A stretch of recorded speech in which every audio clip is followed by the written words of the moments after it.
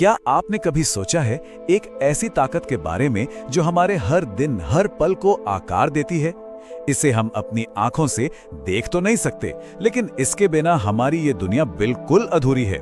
आज के इस विश्लेषण में हम इसी अदृश्य शक्ति की यात्रा पर निकलने वाले हैं। ये कोई जादू टोना नहीं है, बल्कि कमाल का विज्ञान है जो हमारी जिंदगी में रंग भरता है, हमें एक दूसरे से जोड़ता है। तो चलिए बिना किसी देरी के इस अद्भुत सफर की शुरुआत करते हैं। जरा एक पल के लिए अपनी आंखें बंद कीजिए और इमेजिन कीजिए, सुबह सुबह वो पक्षियों की मीठी चहचहाहट, जमीन पर गिरती बारिश की बूंदों की छमछम, आपके फेवरेट गाने की वो धुन, या अपनों के साथ की गई लंबी बातें। क्या कभी इस बात पर गौर किया गया है कि ये सारे अलग अलग अनुभव असल में एक ही चीज से जुड़े हैं? जी हाँ, ये सभी सिर्फ एक ही अदृश्य ऊर्जा से चल रहे हैं। ये हमारी यादों को जगाती है, हमारे अंदर भावनाएं पैदा करती हैं, और ये शक्ति कोई और नहीं बल्कि ध्वनि है, यानी कि हमारी आवाज, साउंड। तो आज हम क्या क्या कवर करने वाले हैं? बहुत ही सिंपल है। सबसे पहले हम समझेंगे कि आखिर ये ध्वनि है क्या, फिर बात करेंगे इसकी रफ्तार की, उसके बाद हम चलेंगे जानवरों की उस अद्भुत दुनिया में जहां ध्वनि किसी सुपर पावर से कम नहीं, और आखिर में देखेंगे कि संगीत का हमारी जिंदगी से क्या नाता है। तो चलिए सीधे अपने पहले पड़ाव पर चलते हैं। ध्वनि क्या है और ये कंपन का विज्ञान आखिर काम कैसे करता है? सच कहूं तो इसमें कोई बहुत बड़ा रहस्य नहीं छिपा है। ये प्योर मैकेनिक्स और भौतिकी यानी फिजिक्स का कमाल है।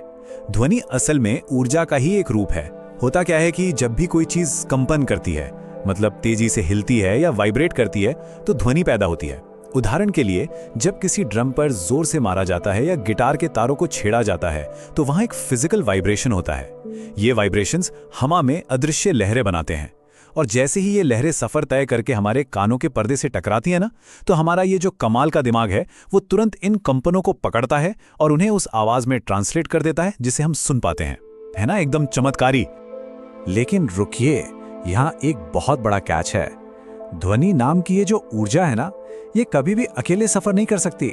इसे एक जगह से दूसरी जगह जाने के लिए हमेशा किसी ना किसी माध्यम यानी मीडियम की सख्त जरूरत होती है। अब ये माध्यम हवा हो सकती है, पानी हो सकता है, या फिर लकड़ी और लोहे जैसी कोई ठोस चीज भी हो सकती है। बिना इसके ध्वनि की तरंगे 1 इंच भी आगे नहीं बढ़ सकती। समझ लीजिए कि ये बिल्कुल वैसा ही है जैसे किसी नाव को चलने के लिए पानी की जरूरत होती है। और यहीं से दिमाग में एक बहुत ही मजेदार सवाल आता है कि अंतरिक्ष में यानी स्पेस में कोई आवाज क्यों नहीं होती? जरा सोचिए, हमारे ब्रह्मांड में कितनी उथल पुथल मची रहती है। तारे फट रहे हैं, बड़ी बड़ी आकाशगंगाएं आपस में टकरा रही हैं, लेकिन फिर भी वहां एकदम सन्नाटा है, खौफनाक सन्नाटा। ऐसा क्यों? इतने बड़े बड़े धमाकों के बाद भी स्पेस इतना शांत कैसे हो सकता है? तो इसका बहुत ही सीधा सा जवाब है, अंतरिक्ष एक निर्वात है, यानी पूरी तरह से वैक्यूम। वहां कोई हवा नहीं है, कोई वायुमंडल नहीं है, और जैसा कि हमने अभी बात की, ध्वनि को ट्रैवल करने के लिए किसी ना किसी माध्यम की जरूरत तो पड़ेगी ही। अब हवा ही नहीं है तो ध्वनि तरंगों को आगे बढ़ने का रास्ता ही नहीं मिलता।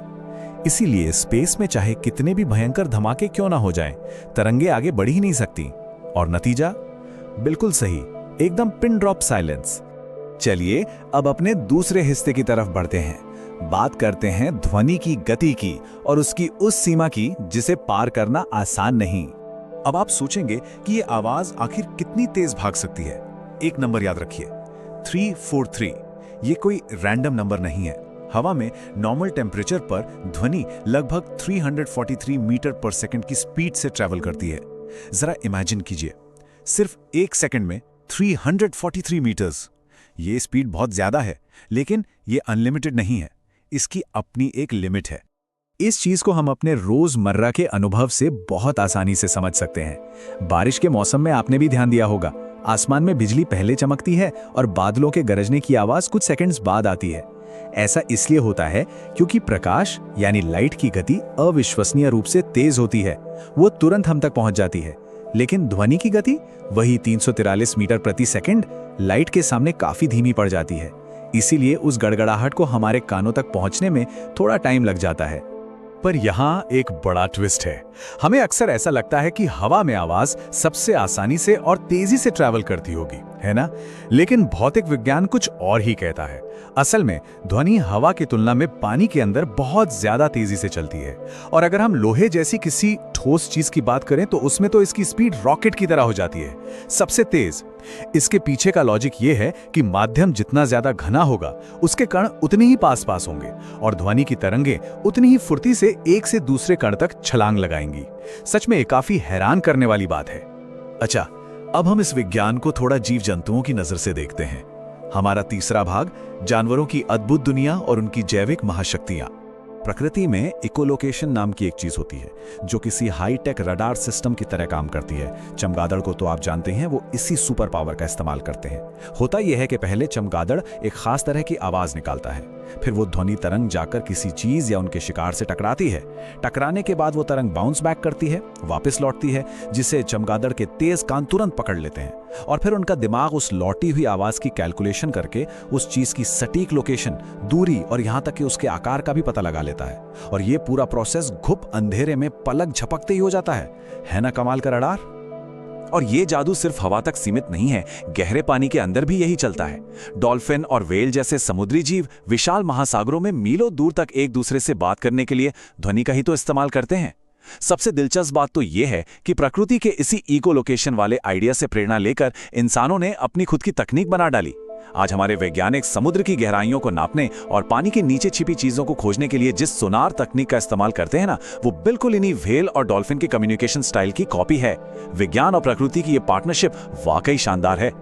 चलिए अब इस अदृश्य शक्ति के उस पहलू पर बात करते हैं जो हमारे दिल के सबसे करीब है, हमारा आखिरी भाग, संगीत और हमारा जीवन। अब तक तो हमने ध्वनि को फिजिक्स और बायोलॉजी के चश्मे से देखा, लेकिन अब थोड़ी इंसानी भावनाओं की बात कर लेते हैं। संगीत, जो कि असल में ध्वनि का ही एक बहुत ही खूबसूरत और कलात्मक रूप है, हमारे मूड को सीधे तौर पर कंट्रोल करता है।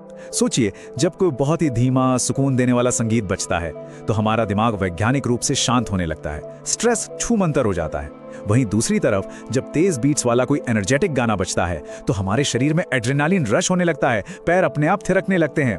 ये इस बात का सबसे बड़ा सबूत है कि ये अदृश्य शक्ति हमारे शरीर और मन पर कितना गहरा असर डालती है। और अगर हम आज के मॉडर्न दौर की बात करें तो ध्वनि हमारी जिंदगी के हर हिस्से में पूरी तरह से घुल मिल चुकी है। कोई ब्लॉकबस्टर फिल्म देख लीजिए, बिना दमदार साउंड डिजाइन के वो एकदम फीकी लगेगी। हमारे स्मार्टफोन, कॉलिंग, ये सब तो ध्वनि तरंगों पर ही टिके हैं। लेकिन सबसे बड़ा चमत्कार देखने को मिलता है मेडिकल साइंस में। वो जो अल्ट्रासाउंड मशीनें होती है ना, वो असल में हाई फ्रीक्वेंसी वाली ध्वनि तरंगों का ही इस्तेमाल करती हैं। बिना किसी चीर फाड़ के ये तरंगे हमारे शरीर के अंदर की बिल्कुल साफ तस्वीरें बाहर स्क्रीन पर दिखा देती हैं। मतलब ध्वनि सिर्फ हमारा मनोरंजन नहीं कर रही, बल्कि सच में जानें भी बचा रही है।